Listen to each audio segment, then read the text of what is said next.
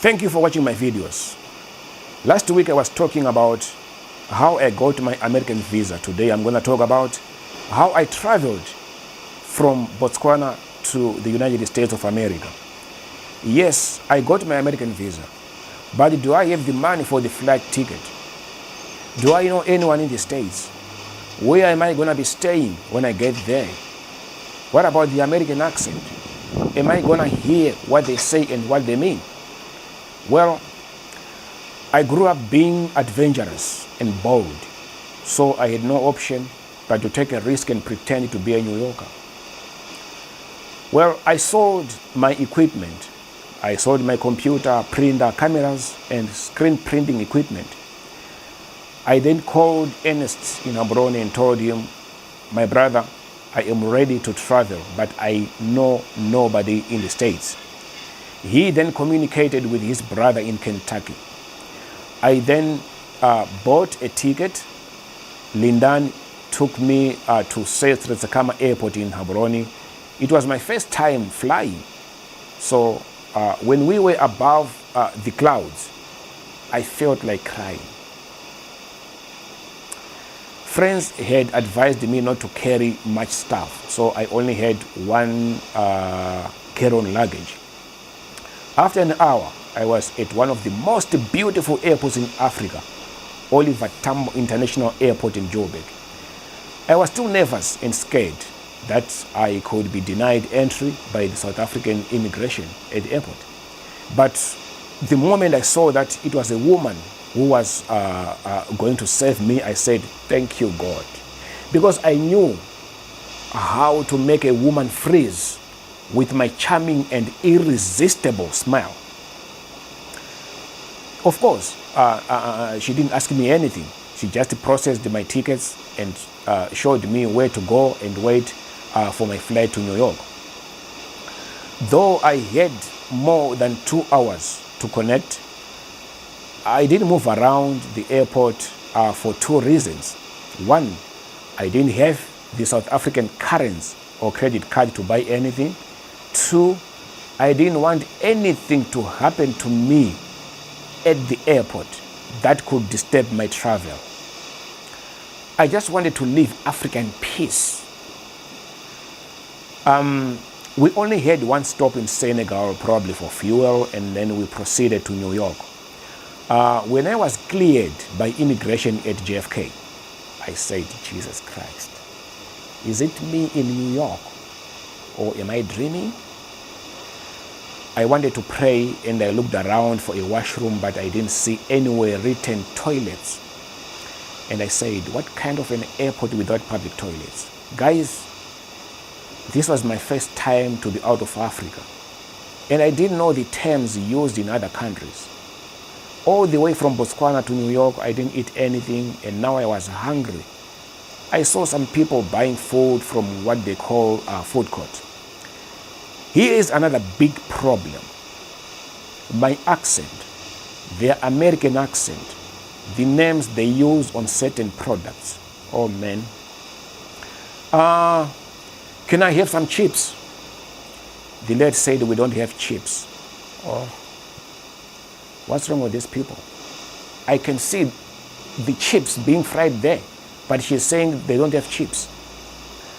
I said, excuse me, can I have those sliced potatoes, pointing at the oven?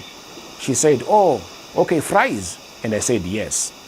She asked me what kind of drink I wanted, and I said, Fanta.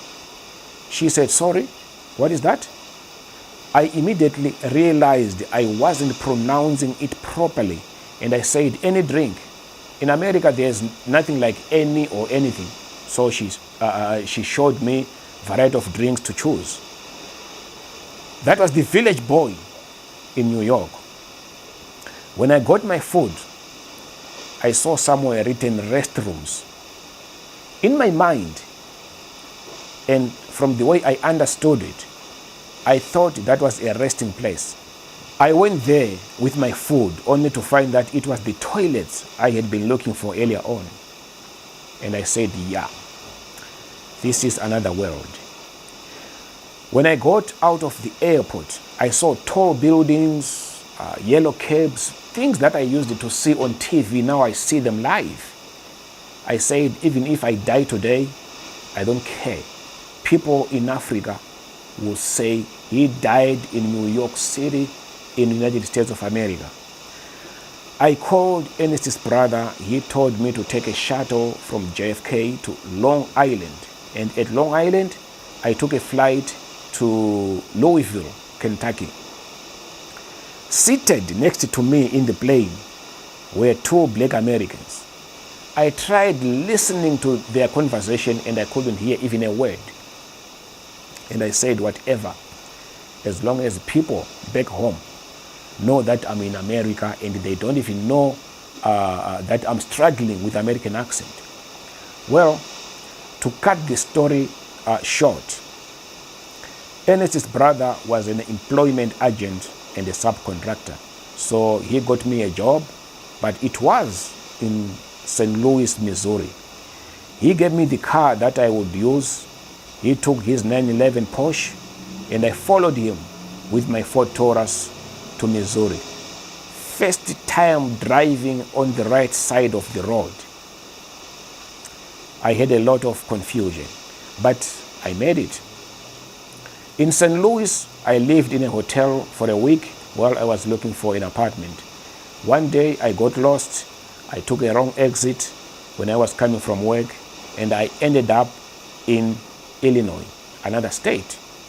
I was helped by the police to find my way back to St. Louis.